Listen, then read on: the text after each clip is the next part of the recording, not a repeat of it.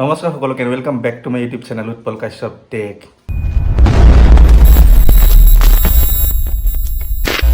দিৱালীটো বৰষুণৰ মাজতে শেষ, আজি ছেকেণ্ড ডে, আজিও নন ষ্টপ বৰষুণ।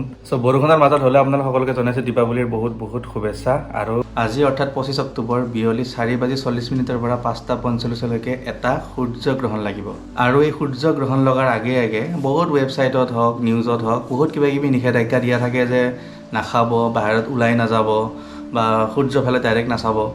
এই কথাবিলাক কিমান লজিকেল? এইবিলাক কথা আজিকালিৰ দিনত মানাটো উচিত, মানাটো দৰকাৰ নে নামানিলেও চলি যায়? আজি ভিডিঅ'টোত এইখিনি কথা ডিছকাছ কৰিম। আমি সকলোৱে জানো যে গ্ৰহণ কেনেকৈ লাগে অৰ্থাৎ যেতিয়া সূৰ্য, চন্দ্ৰ আৰু পৃথিৱী এটা লাইনত আহি যায় তেতিয়া এটা গ্ৰহণ লাগে।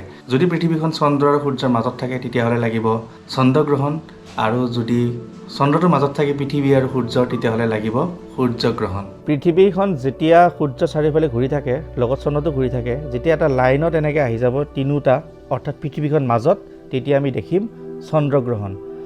আৰু যদি চন্দ্ৰটো ঘূৰি গৈ পেলাই যদি পৃথিৱী আৰু সূৰ্যৰ মাজত আহি যায় তেতিয়া আমি দেখিম সূৰ্যগ্ৰহণ, যিটো আজি হ'বলৈ গৈ আছে। কিন্তু এই ডায়েগ্ৰামটোৰ পৰা এটা কনফিউজন হয়। চবৰে মনত এই প্ৰশ্নটো যদি স্কুল টাইমত আহিলে হয় তেতিয়াই আমাৰ কনচেপ্ট ক্লিয়াৰ হ'ল হয়। একচুৱেলি যদি চন্দ্ৰটো পৃথিৱীৰ চাৰিওফালে ঘূৰি থাকে আৰু গোটেই চন্দ্ৰই পৃথিৱী সূৰ্য চাৰিওফালে ঘূৰি থাকে তেতিয়াহ'লে মাহে মাহে সূৰ্যগ্ৰহণ বা মাহে মাহে চন্দ্ৰগ্ৰহণ কিয় নালাগে? এটা বহুত ডাঙৰ প্ৰশ্ন। এই কথাটো বুজাবৰ কাৰণে এটা ডায়েগ্ৰাম দেখাই আছোঁ, এটা এনিমেশ্যন দেখাই আছোঁ। সেই এনিমেশ্যনটো চালে একদম গোটেইখিনি কথা ক্লিয়াৰ হৈ যাব যে মাহে মাহে চন্দ্ৰ আৰু সূৰ্যগ্ৰহণ কিয় নালাগে। কাৰণ কিতাপত যিটো ডায়েগ্ৰাম আমাক দেখুওৱা হৈছিল স্কুলৰ দিনত ইক্লিপ্ছৰ, সেই ডায়েগ্ৰামটো 2 ডাইমেনশ্যনেল ডায়েগ্ৰাম আছিল, যিটো 100% কাৰেক্ট নহয়। কিন্তু 3D এনিমেশ্যনৰ সহায়ত আমি এই বস্তুটো অকণমান ভালকৈ বুজিব পাৰিম। কাৰণ পৃথিৱীখন সূৰ্যৰ চাৰিওফালে যিটো প্লেনত অৰ্বিট কৰে সেই প্লেনটো বেলেগ আৰু মুনৰ পৃথিৱীৰ অৰ্বিট কৰা প্লেনটো বেলেগ। চাওক, এইটো এটা 5 ডিগ্ৰী ইনক্লাইণ্ড হয়, ইনক্লিনেশ্যন এটা আছে, যিটো কাৰণে মাহে মাহে চন্দ্ৰগ্ৰহণ বা সূৰ্যগ্ৰহণ নহয়। আৰু এই যি দুটা পইণ্ট আছে এই পইণ্টকেইটাৰ লগত চিৰিয়েলি তিনিওটা বস্তু মিলিব লাগিব। সূৰ্য, পৃথিৱী আৰু চন্দ্ৰ এনেকৈ ষ্ট্ৰেইট লাইনত যেতিয়া মিলিব তেতিয়াহে এটা গ্ৰহণ লাগিব, আৰু যিটো ঘনঘনকৈ নহয়, যিটোৰ মাজত গেপ থাকে বহুত। সেইটো কাৰণে আমি সূৰ্যগ্ৰহণ আৰু চন্দ্ৰগ্ৰহণ মাহে মাহে নেদেখোঁ। চ' গাইজ, এইখিনিতো হ'ল সূৰ্যগ্ৰহণৰ বিজ্ঞান অৰ্থাৎ ছায়েন্স, কেনেকৈ সূৰ্যগ্ৰহণ এটা লাগে। কিন্তু এতিয়া জানিম সূৰ্যগ্ৰহণৰ ইতিহাস। আগৰ পৰা মানুহে কেনেকৈ বিশ্বাস কৰিছে বা আগৰ পৰা কি প্ৰথা চলিছে। অতীতৰে পৰা এই গ্ৰহণে মানুহক একদম আচম্বিত কৰি ৰাখিছে। চাইনাত এটা স্ক্ৰাইব উদ্ধাৰ হৈছিল য'ত লিখা আছিল the sun has been eaten বুলি, আৰু এনেকুৱা এটা ডায়েগ্ৰাম বনোৱা আছিলে গ্ৰহণৰ, যিটো শিলত কাৰ্ভিং কৰি বনোৱা আছিল। সেই সময়ত জাষ্ট এটা মানুহক ভিজুৱেল ৰিপ্ৰেজেণ্টেশ্যন দিবৰ কাৰণে যে গ্ৰহণ কেনেকুৱা লাগে। কিন্তু ভাৰতৰ আৰ্যভট্ট আছিল সেইজন প্ৰথম ব্যক্তি যিজনে এই কনচেপ্টটো দিছিল যে গ্ৰহণ লগাৰ পিছত মেইন কাৰণটো হ'ল চন্দ্ৰ আৰু পৃথিৱীৰ ছাঁ।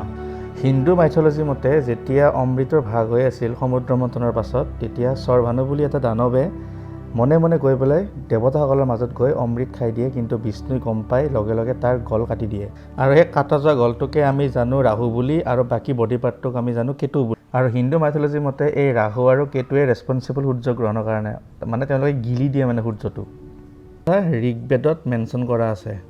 অকল হিন্দু ধৰ্ম বুলিয়ে নহয়, বুদ্ধিষ্টসকলেও এটা কথা বিশ্বাস কৰে যে ৰাহুই সূৰ্যটো আহি গিলি দিলে। চাইনিজসকলে বিশ্বাস কৰে আৰু কিবা চেলেষ্টিয়েল ড্ৰেগন এটাই আহি পেলাই সূৰ্যটো গিলি দিয়ে। চ' আমি ইমানখিনি ডিছকাছ কৰি পেলাই এইটো কথাই বুজিলোঁ যে যিবিলাক নিষেধাজ্ঞা দিয়া থাকে যে ওলাই যাব নালাগে, খাব নালাগে, সেইবিলাক একদম লজিক নোহোৱা কথা। আৰামছে কৰিব পাৰি এইবিলাক গোটেই। এটা কথা কিন্তু আগৰ পৰা চলি আহিছে, এতিয়াও মানিব লাগিব সেইটো কথা, সেইটো হ'ল সূৰ্যগ্ৰহণৰ সময়ত সূৰ্যটোৰ ফালে চাব নালাগে। এতিয়া এই কথাটোৰ লজিকটো কি গম পাইনে? কাৰণ সূৰ্যৰ ৰশ্মি আমাৰ চকুৰ কাৰণে এনেও হানিকাৰক, এনেও সূৰ্যৰ ফালে কেতিয়াও ডাইৰেক্ট চাব নালাগে বুলি আগৰ পৰাই আমি কিতাপত পাই আহিছোঁ। কিন্তু সূৰ্যগ্ৰহণ যিহেতু এটা মহাজাগতিক পৰিঘটনা, এইটোক মানুহে বহুত ইণ্টাৰেষ্ট দি চায়।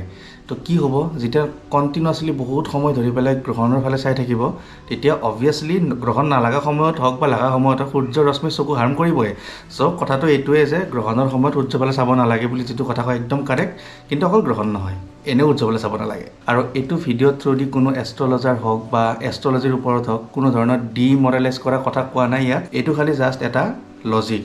আপোনালোকে ভাবক কথাটো, ডিচিশ্যনটো আপোনাৰ, আপুনি কেনেকৈ কি হিচাপে কথাখিনি লয় বা কোনটো বিশ্বাস কৰে। চ' ভিডিঅ'টো যদি ভাল লাগিল তেনেহ'লে এটা লাইক কৰিব, যদি চেনেল ছাবস্ক্ৰাইব কৰা নাই ছাবস্ক্ৰাইব কৰি দিব। নেক্সট ভিডিঅ'ত লগ পাম। Till then take care, bye বাই।